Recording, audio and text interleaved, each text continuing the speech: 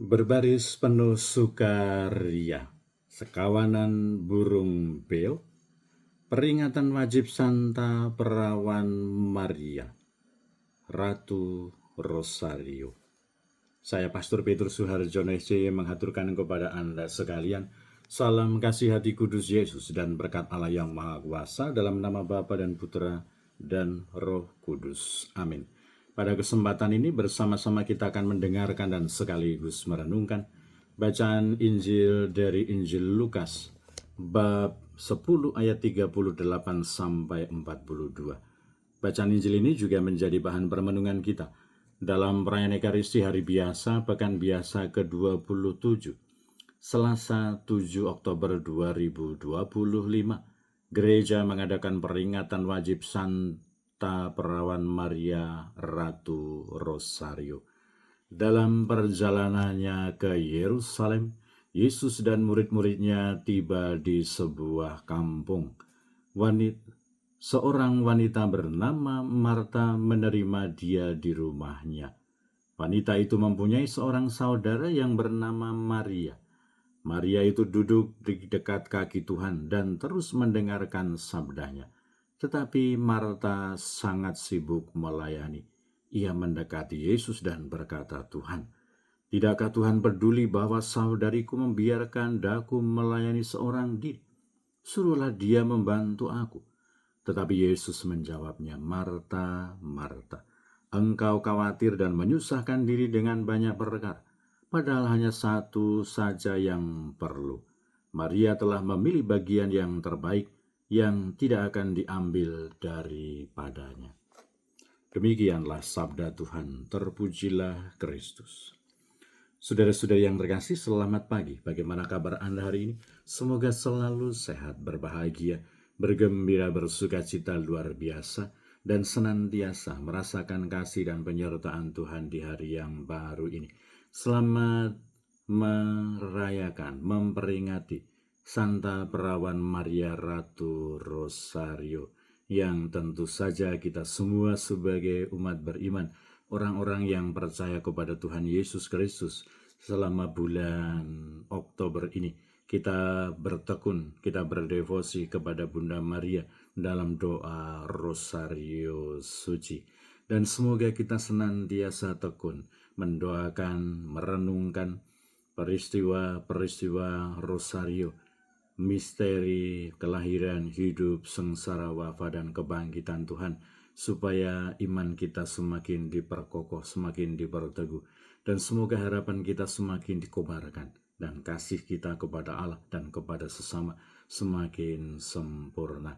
Semoga dalam doa-doa kita juga terus berdoa untuk mereka yang tua, yang lansia, yang sakit, mereka yang masih kecil, yang masih dalam masa pertumbuhan, mereka yang masih di bangku pendidikan, juga untuk mereka yang sudah selesai sekolah dan sedang mencari pekerjaan atau teman hidup yang tepat. Kita juga berdoa untuk mereka yang terus aktif ambil bagian dalam kegiatan pelayanan pastoral untuk kemuliaan Tuhan dan keselamatan sesama. Dan kita berdoa untuk mereka yang menghadapi persoalan-persoalan kehidupan di dalam pribadi dan keluarga mereka. Semoga Tuhan sendiri yang menghibur, menolong, menguatkan mereka. Dan kita terus di satu sisi kita bersyukur Tuhan membimbing sehingga para korban longsor di Tembagapura telah ditemukan dan sudah ada yang dimakamkan di Kuala Kencana dan ada yang sudah dikirim ke tempat-tempat sesuai dengan yang disepakati. Dan kita terus berdoa semoga Tuhan melimpahkan perlindungan, keselamatan, dan mereka yang sudah meninggal diterima dalam kebahagiaan abadi di surga.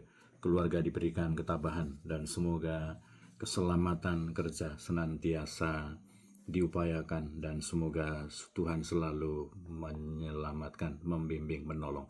Dan kita juga terus berdoa untuk segenap panitia dan juga seluruh umat yang akan menjadi tuan rumah tabisan Imam Keuskupan Timika pada tanggal 18 Oktober nanti.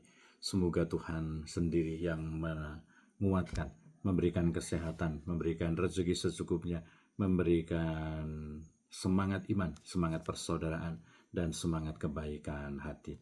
Dan kiranya kita semua semoga selalu memiliki keterbukaan hati. Kalau ada doa rosario yang akan dilaksanakan di rumah-rumah, di kombas-kombas, semoga kita dengan penuh semangat mengikuti doa rosario itu. Kita menerima saudara-saudari kita yang akan berdoa rosario. Semoga kita tidak sibuk dengan hal-hal lain, soal minum, soal makan, dan lain-lain. Tetapi semoga semangat iman, semangat cinta kasih, semangat kebaikan hati. Kita bersama-sama berdoa, kita sama-sama hadir berdevosi kepada Bunda Maria dalam permenungan tentang misteri diri dan kehidupan Tuhan Yesus.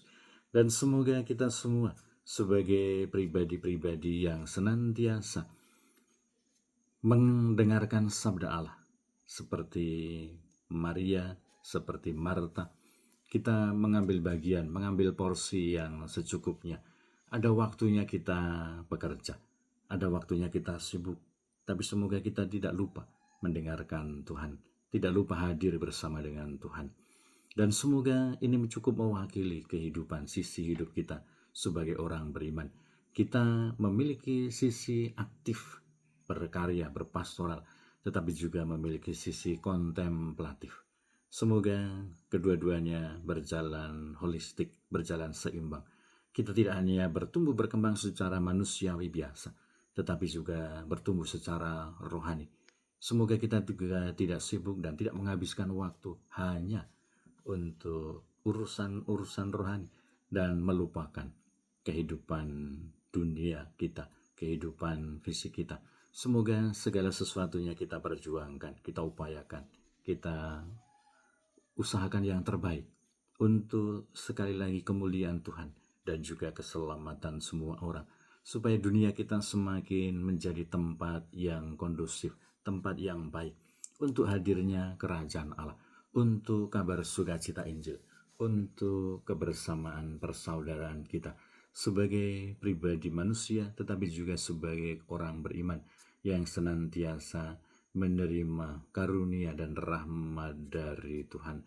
Semoga ketika kita aktif, kita bekerja, kita membantu, kita menolong, kita tidak protes kalau ada orang lain entah seperti apa dia sedang berdoa, atau dia juga sedang bekerja, atau dia mungkin sedang menenangkan diri.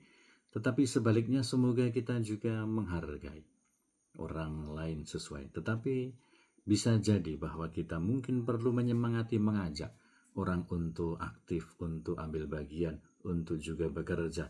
Tetapi semoga semua karena semangat belas kasih, semangat kebaikan hati, bukan karena protes, bukan karena iri, bukan karena dengki, bukan karena perasaan dan pikiran negatif, tetapi karena persaudaraan, karena cinta kasih, karena Tuhan. Semoga segala sesuatu yang kita buat, yang kita perjuangkan, pilihan-pilihan hidup yang kita buat, yang kita perjuangkan adalah melulu karena Tuhan, karena motivasi-motivasi yang baik, karena kebaikan hati, karena semangat belas kasih, bukan karena iri, bukan karena dengki, bukan karena pikiran dan perasaan negatif. Seandainya kita harus berbicara, menasehati, menegur pun bukan karena kesal, bukan karena jengkel, tetapi semoga karena cinta kasih, karena kebaikan Tuhan. Semua hanya karena Tuhan.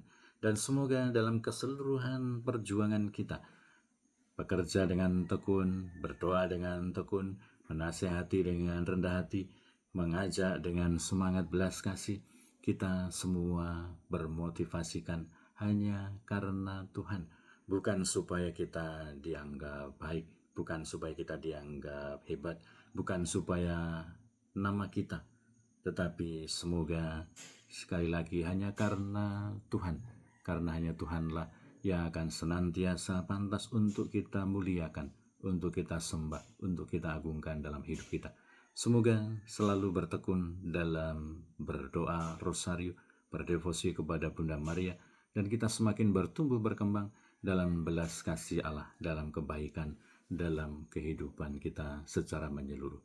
Berkat Allah yang Maha Kuasa, dalam nama Bapa dan Putera dan Roh Kudus.